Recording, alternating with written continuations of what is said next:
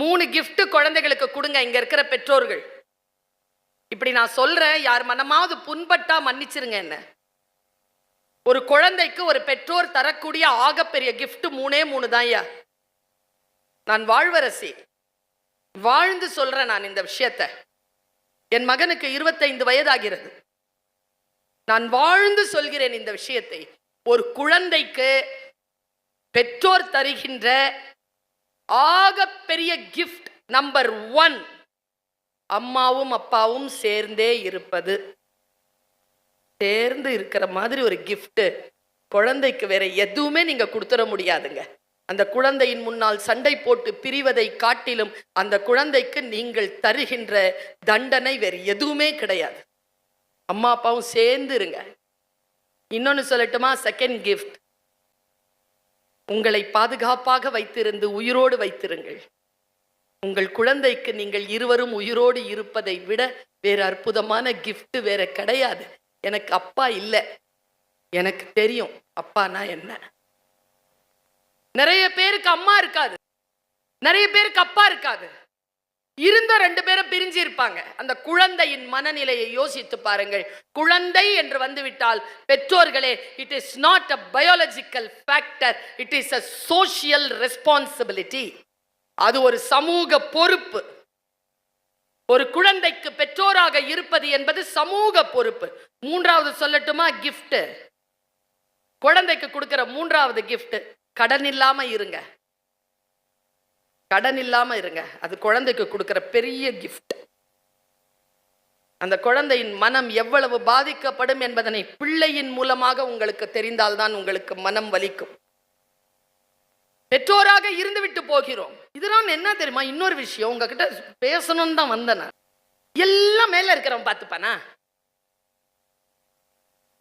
11 மணிக்கு என் புள்ள செல்போன் பேசுது மிஸ், கொஞ்சம் கண்டிச்சு வைங்க. அத நான் ஸ்கூல்லையா பேசுது? வீட்டுல தானே பேசுது. ஏன் நீ கண்டிக்க முடியல? உன்னால? நீ அம்மா தானே, நீ அப்பா தானே. நான் சொல்ற பேச்ச கேட்க மாட்டேங்குது, அதனால தான் உங்ககிட்ட கொண்டாந்து விட்டுருக்கோம். சரி, அப்ப நாங்க சொல்ற பேச்ச நீங்க கேளுங்க. நாங்க உங்களை கூப்பிட்டு சொல்றோம் ஒரு விஷயத்த. பெற்றோர் ஆசிரியர் கூட்டம் நடக்குமா மேடம்? இங்க ஒரு சூட்சுமம் சொல்லவா? பேரண்ட் டீச்சர்ஸ் மீட்டிங் வைப்பாங்கல்ல. புருஷன் பொண்டாட்டி எவ்வளவு சண்டை போட்டிருந்தாலும் அன்னைக்கு மட்டும் ஸ்கூட்டர்லயோ ஆட்டோலயோ நீங்க எதுல வரீங்களோ, ஒருத்தருக்கு ஒருத்தர் பேசாம வந்தாலும் பிள்ளைக்காக 2 பேரும் சேர்ந்து வாங்க. 2 பேரும் சேர்ந்து வாங்க. இது 2ம் பண்ற அட்டுழி என்ன தெரியுமா? உங்க அம்மா அப்பாவை அமுச்சு வச்சிருது. தாத்தா பாட்டி தான் ரெப்ரசன்டேஷன். அது பிள்ளைய எவ்வளவு திட்டினாலும் வீட்டுக்கு வந்து சொல்லவே சொல்லாதுங்க 2ம். ஏன் தெரியுமா? நமக்கு தான் அது அசல், தாத்தா பாட்டிக்கு அது வட்டி.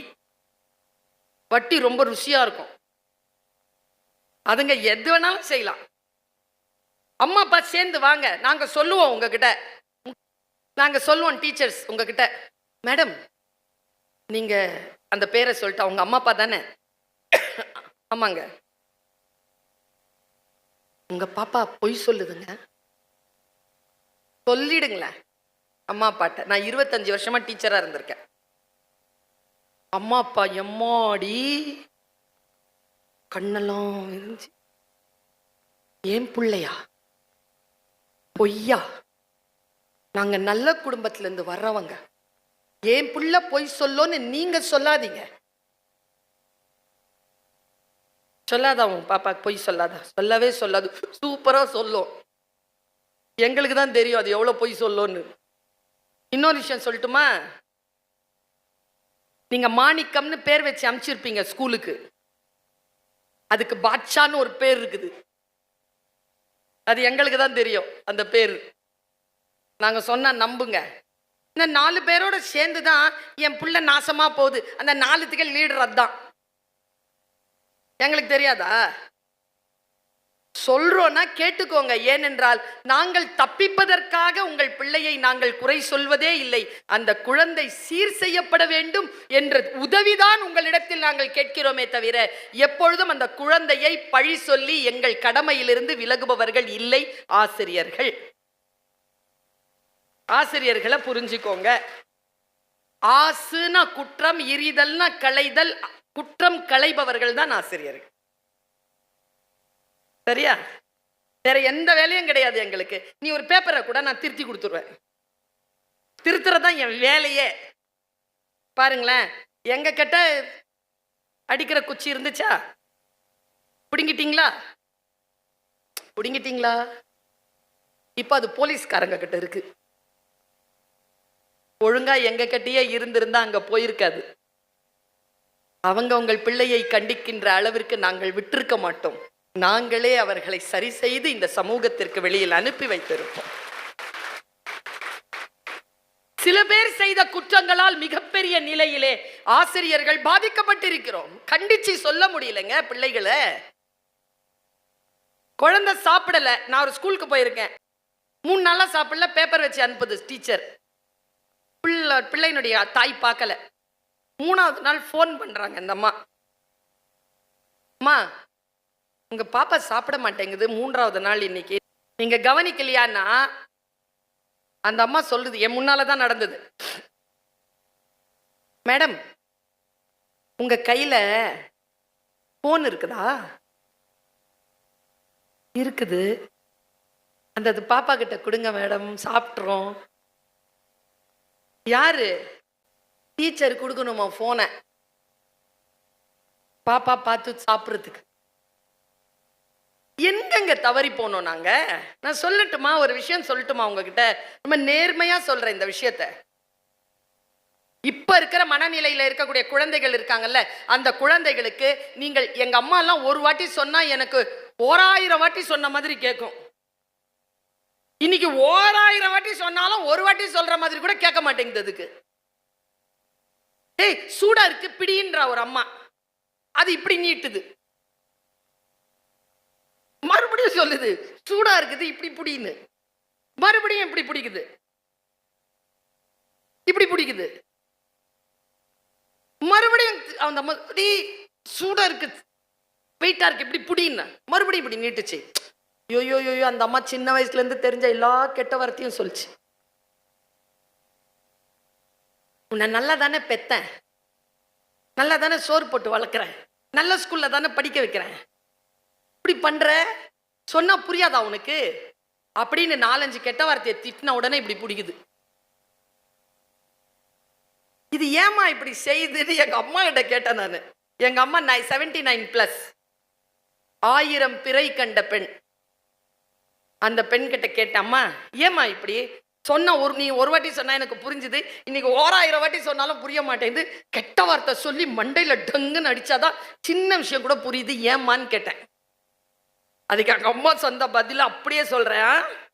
இந்த குழந்தைங்களுக்கு புரியுதோ இல்லையோ, ஒரு படத்துல வரல பாலைவன ரோஜாக்களா, என்ன படம் தெரியல, அது சுபத்ரா, நான் பேசுவது யாருக்கு புரிகிறதோ இல்லையோ, உனக்கு கூடவா புரியவில்லை,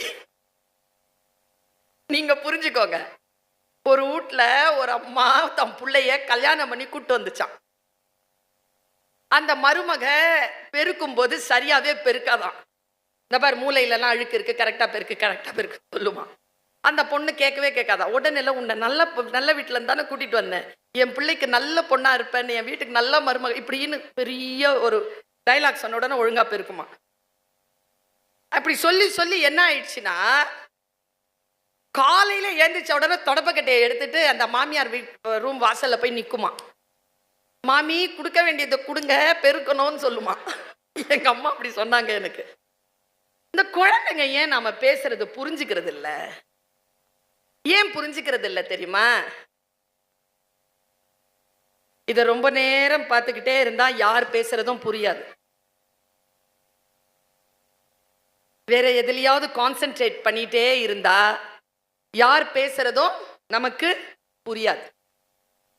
நாம ஏன் சொன்ன விஷயங்கள் எல்லாம் நமக்கு ஏன் புரிஞ்சுதுன்னா, நாம் அதிகமான என்டர்டெயின்மெண்ட், அதிகமான எலக்ட்ரானிக் ஐட்டம்ஸோட நாம இருந்ததில்லை, புத்தகங்களோடய நாம் இருந்திருக்கிறோம். இன்றைய குழந்தைகள் அதிகமாக இந்த ப்ளூ ஸ்கிரீனை பார்த்துக்கிட்டே இருக்காங்க, இந்த கிரீன் லைட்டை பார்த்துக்கிட்டே இருக்காங்க. சார் அவங்க பார்க்கறாங்க, சரி நாம பார்க்காம இருக்கிறோமா? நான் இங்க இருக்கிற அப்பாக்கள் எல்லார்கிட்டையும் கேட்கிறேன், 8 மணிக்கு மேல உங்களுக்கு எதுக்கு போனு? வீட்டுக்கு தான் வந்துட்டீங்கல்ல, போனை சுவிட்ச் ஆஃப் பண்ணி வைங்களேன். அவ்வளோ அவசரமா யார் கூப்பிட்டுருவா உங்களை? வீட்டில் தான் இருக்காங்க மனைவி, வீட்டில் தான் இருக்காங்க பிள்ளைங்க, வீட்டில் தான் இருக்காங்க அம்மா அப்பா. யார் கூப்பிட்டுற போறா? அவ்வளோ அவசரமா என்னத்துக்கு? காலையில் எந்திரிச்ச உடனே உயிரோடு இருக்கிறீங்களா இல்லையான்றது கூட பார்த்துக்கிறது இல்லை, உடனே தேடுறது அந்த செல்போனை. எங்க பர்ஸு காணாம போனா கூட பயப்படுறது இல்லைங்க. இன்னைக்கு போன் காணாம போனா ஒரு மேனியா ஆயிடுச்சுங்க. அது நாம சரியா இருந்தாதாங்க நம்ம புள்ள சரியா இருக்கும். நான் சொல்லட்டுமா, பெற்றோர்கள் தியாகம் செய்யாமல் நல்ல பிள்ளைகளை வளர்த்தெடுக்க முடியாது. நீங்கள் உங்களை கண்ட்ரோல்ல வச்சிருக்காம உங்கள் குழந்தைகள் உங்களை கண்ட்ரோல்ல வராது. நீங்க எப்படி கண்ட்ரோல்ல இருக்கிறது? உங்க கண்ட்ரோல்ல நீங்க எப்படி நிர்மணிப்பீங்க? நான் ஒரு சின்ன டிப்ஸ் சொல்லி தரேன். பிள்ளையை கண்டிக்கின்ற பொழுது, அம்மா கண்டிக்கிறாங்களா, அப்பா பிள்ளை முன்னால் அம்மாவை கண்டிக்காமல் இருங்கள். எவ்வளவு முக்கியமான விஷயம் தெரியுமா? நான் பேசுறது சைக்காலஜி தெரியுமா? அப்பா பிள்ளைய கண்டிக்கும் பொழுது, அப்பா வெளியில போனா அப்பாவை பத்தி பையன் கிட்ட குறை சொல்லாம இருங்க. நீங்களோ உங்கள் கணவரோ உங்கள் மனைவியோ முக்கியமே இல்லை. இதில் யார் முக்கியம் என்றால் பிள்ளைதான் முக்கியம். பிள்ளையினுடைய வளர்ச்சிக்காகத்தான் உங்களை நீங்களே சரி செய்து கொள்ள வேண்டும். இல்லை என்றால் ஆளுமையான பிள்ளைகளை வளர்த்தெடுக்க முடியாது. நான் அச்சுறுத்தல, நான் சத்தியத்தை சொல்றேன். ரொம்ப சிறப்பான பிள்ளைய வளர்க்கணும், நல்லா படிக்க வைக்கணும் பிள்ளைய. இன்னைக்கு பிள்ளைகள் கேக்குதுங்க, நம்ம கிட்ட கேக்குது, ஏன் படிக்கணும் கேக்குதா? என்ன பதில் சொல்லுங்க? ஏன் படிக்கணும்னா என்ன பதில் வச்சிருக்கீங்க? அந்த பதில் சொல்ல தெரிஞ்சா உன்னை எதுக்கு பேச கூப்பிடுறோம்? சொல்லு, ஏன் படிக்கணும்னு என் புள்ள கேக்குது, சொல்லு. 4ஆம் கிளாஸ் படிக்கிற புள்ள ஒரு புக்கு வச்சு படிச்சுட்டு இருக்குது மேடம். குழந்தைகளை வளர்ப்பது எப்படி? நீ எதுக்குடா இதை படிக்கிற? எங்க அம்மா அப்பா இதுல எழுதி இருக்கிறபடி என்ன வளர்க்குறாங்களான்னு நான் பாக்குறேன். ஏன் படிக்கணும் தெரியுமா? நான் ஒரு காட்சி சொல்றேன். எனக்கு முன்னால நான் ஒரு அவள் விகடனுக்கு நான் கொடுத்த இன்டர்வியூ, அது ஒரு 3 வருஷத்துக்கு முன்னால நான் கொடுத்த இன்டர்வியூ. அதை நீங்க பாத்தீங்கல்ல, அதில் வளவலான்னு என்னுடைய வரலாறு சொல்லியிருப்பேன். நான் ஒரு விஷயம் சொல்லவா? ஏன் படிக்கணுங்கிறதுக்கான காரணத்தை சொல்றேன். ஒரு பிடி டீச்சரா இருந்த என்ன, சாதாரணமானது இல்லை பிடி டீச்சர் வேலை. பிஏ பிஎட் படிக்கும் பொழுது எனக்கு பிஹெச்டிக்கு, எம்ஏ பிஎட் பிஹெச்டிக்கு ஃபீஸ் இல்லைங்கிறதுனால நான் பிடி டீச்சர் வேலைக்கு 3 மாசம் போனேன். எனக்கு உட்காரத்துக்கு சீட்டு கூட கிடைக்கல. ஆனா வெறியோட படிச்சேன். 6 வருஷத்துல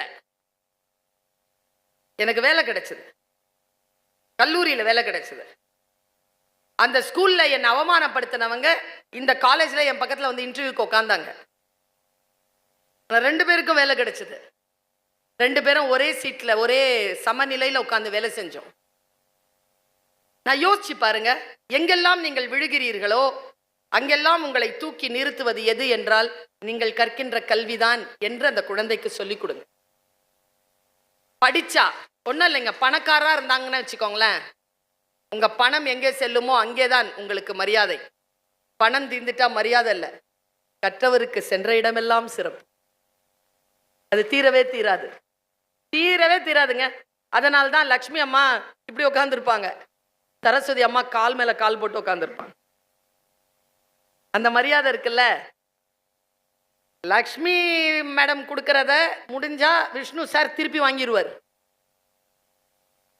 சரஸ்வதி கொடுக்கறத எந்த கடவுளும் திருப்பி வாங்கவே முடியாது.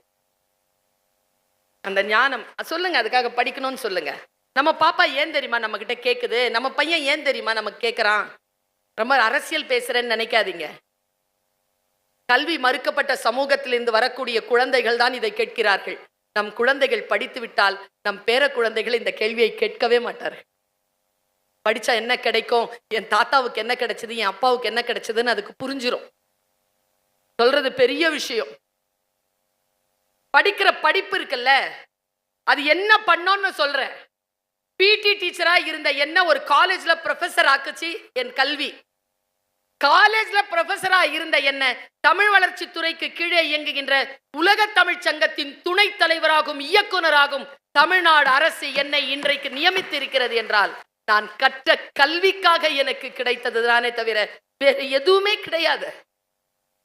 படிச்சா உங்களுக்கு கிடைக்கிற மரியாதை இருக்குல்ல, உங்களுக்கு கிடைக்கிற அதிகாரம் இருக்குல்ல, அது ரொம்ப பெருசுன்னு பிள்ளைக்கு சொல்லிக் கொடுங்க.